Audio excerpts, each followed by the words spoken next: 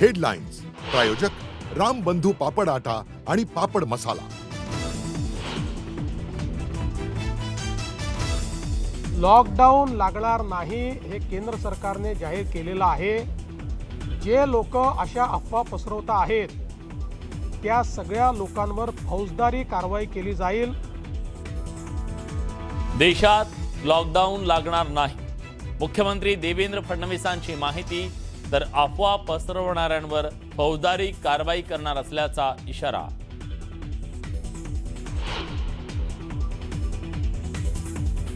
पंतप्रधान नरेंद्र मोदी सर्व राज्यांच्या मुख्यमंत्र्यांशी व्हिडिओ कॉन्फरन्सिंगच्या द्वारे साधणार संवाद। युद्धाचा भारतावर परिणाम, राज्यांच्या सज्जतेवर सविस्तर करणार चर्चा।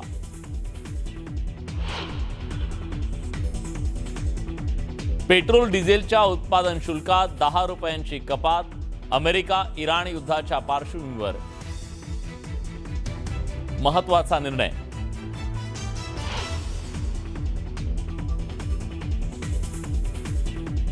अशोक खरातचा पोलिसांच्या तपासात अजब दावा। माझ्या अंतर्मनानं मला धोका दिला, ज्याचं भलं केलं तेच माझ्यावर उलटले, तर मी कुणावरही जबरदस्ती केलेली नाही। भोंदू अशोक खरातच्या उलट्या बोंबा।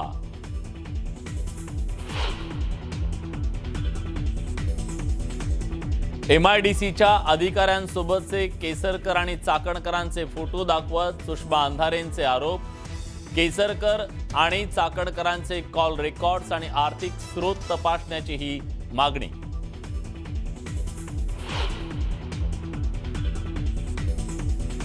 अन्नू मलिकांना मिटूच्या आरोपावर चाकणकरांकडून क्लीन चिट। सुषमा अंधारेंचा आरोप, तर अन्नू मलिकांच्या प्रोजेक्टमध्ये सोहम चाकणकरांचा सहभाग असल्याचा दावा।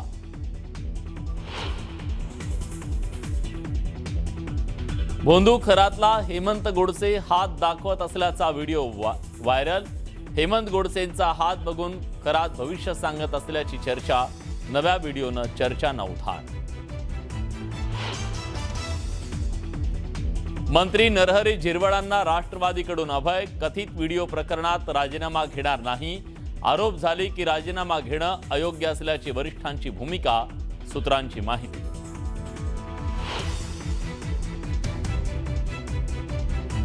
झिरवळांना व्हिडिओबाबत तक्रार द्यायला सांगितलंय। काही चुकीचं असल्यास आम्ही कारवाई करू। झिरवळांच्या व्हायरल व्हिडिओ नंतर मुख्यमंत्री देवेंद्र फडणवीसांची माहिती। आणि वसईत महिलेवर अत्याचार करणारा भोंदूबाबा ऋषिकेश वैद्य विरोधात गुन्हा दाखल। तर माझ्यावरचा गुन्हा खोटा, लवकरच सत्य बाहेर येईल। फेसबुक पोस्टवरून ऋषिकेश वैद्यचं स्पष्टीकरण।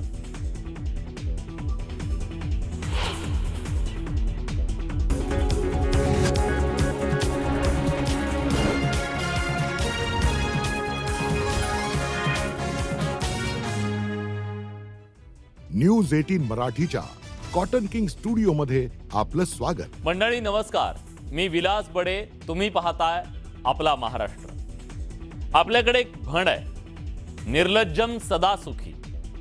ही म्हण नराधम भोंदू अशोक खरातला तंतोतंत लागू पडते। या भोंदूची पोलीस कोठडीमध्ये SIT कडून कसून चौकशी सुरू आहे। त्याला पोलीस अनेक प्रश्न विचारतायत, प्रश्नांची अक्षरशः सरबत्ती करतायत। पण या खरातला आपल्या कृत्याचा कसलाही कवडीचा सुद्धा पश्चाताप नाहीये। उलट हा भोंदू नराधम काय म्हणतो माहितीये, महिलांचं जे त्यानं शोषण केलं तो विधीचा भाग होता आणि तो विधीचाच भाग आहे। या निर्लज्जपणाला काय म्हणावं। महिलांसोबत जे केलं तो विधीचाच भाग। भोंदू खरातकडून निर्लज्ज समर्थन। ज्यांचं भलं केलं तेच माझ्यावर उलटले। खरातची केविल वाणी धडपड। अध्यात्म आणि दैवी शक्तीचा बनाव रचून अनेक महिलांचं लैंगिक शोषण करणारा, खंडणी उकळणारा, अनेकांची कोट्यावधींची फसवणूक करणारा, अंधश्रद्धेचा प्रसार करणारा भोंदू बाबा अशोक खरातची SIT कडून कसून चौकशी केली जाते। 29 मार्च पर्यंत पोलीस कोठडीत असलेल्या खरातनं चौकशी दरम्यान पोलिसांसमोर अजब दावे केले. आपल्या निर्लज्ज कृत्यांना विधी आणि अध्यात्माच्या आड लपवण्याचा केविलवाणा प्रयत्न त्याने केला. माझ्या अंतर्मनानं मला धोका दिला. आयुष्यभर मी ज्यांचं भलं केलं, ज्यांना संकटातून बाहेर काढलं, तेच आज माझ्यावर उलटले आहेत, अशी प्रतिक्रिया त्यानं दिली आहे.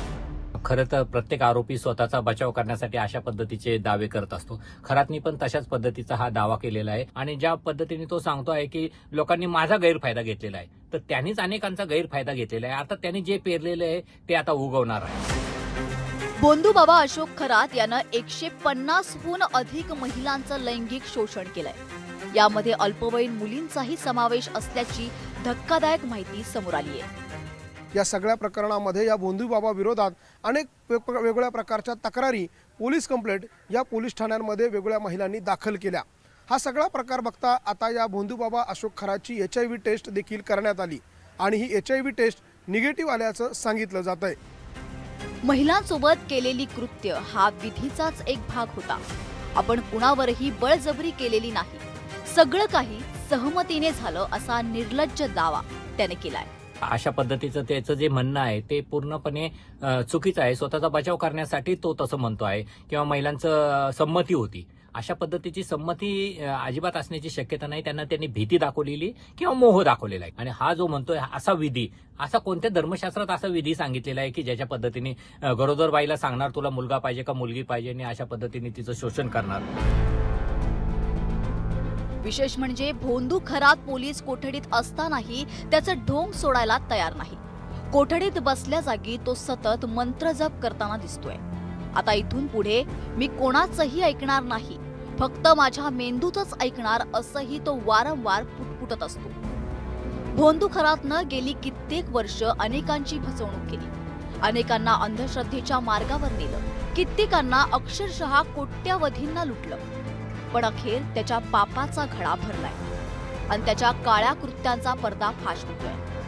त्याबद्दल त्याला ना खंत आहे ना लाज आहे. केवळ सुटकेसाठी त्याची केविलवाणी धडपड दिसून येते. पण पोलिसांनी त्याचे हे सर्व दावे फेटाळून लावले. नाशिकहून लक्ष्मण घोटासह ब्युरो रिपोर्ट, न्यूज 18 मराठी. लोक